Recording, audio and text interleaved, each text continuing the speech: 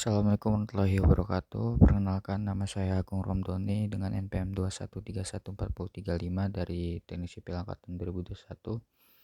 Di sini saya akan menjelaskan tentang perhitungan struktur beton bertulang gedung. Tujuan dari perhitungan struktur beton bertulang gedung adalah untuk merencanakan struktur bangunan yang sesuai serta aman untuk digunakan.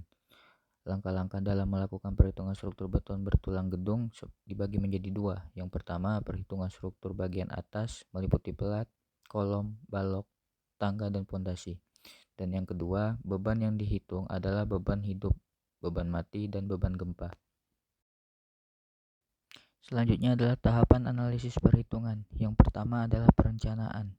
Pada tahapan ini dilakukan analisa perhitungan awal desain, yaitu pelat lantai, balok, maupun kolom dilakukan secara manual. Kegunaan dari tahapan ini adalah untuk memperkirakan dimensi-dimensi elemen struktur yang akan digunakan dalam perhitungan detail selanjutnya. Perkiraan dimensi berdasarkan aturan tertera pada SNI 2847 tahun 2013 tentang tata cara persyaratan beton struktural untuk bangunan gedung. Tahapan yang kedua adalah perhitungan pembebanan. Dalam tahapan ini menentukan beban-beban yang bekerja pada struktur utama gedung meliputi beban mati, beban hidup, dan beban gempa. Penentuan beban mati berdasarkan berat sendiri struktur dan komponen-komponen tetap seperti beban dinding, beban pelasaran lantai, beban plafon, beban mekanikal elektrikal, dan lainnya.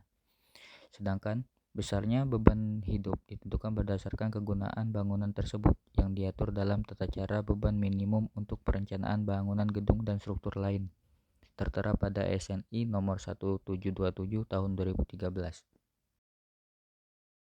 Pada tahapan ketiga adalah perhitungan gaya dalam. Perhitungan gaya dalam biasanya menggunakan aplikasi ETABS 17 berdasarkan beban-beban yang dipikulkan pada struktur pelat lantai, balok, dan kolom.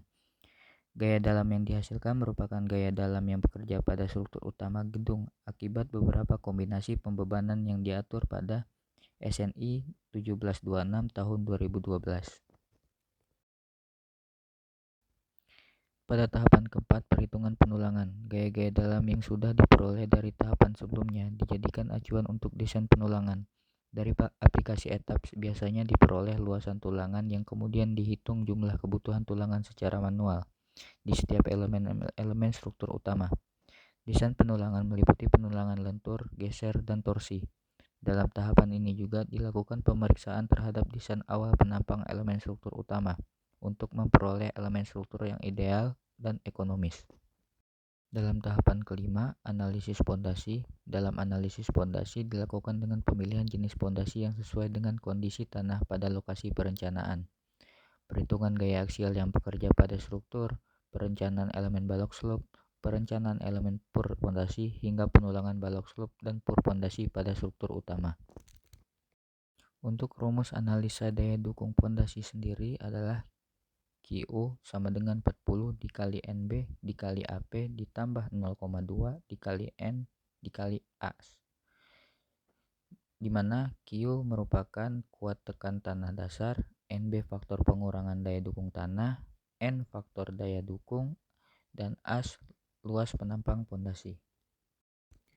Dari rumus tersebut kita dapat menentukan daya dukung pondasi untuk bangunan gedung yang direncanakan.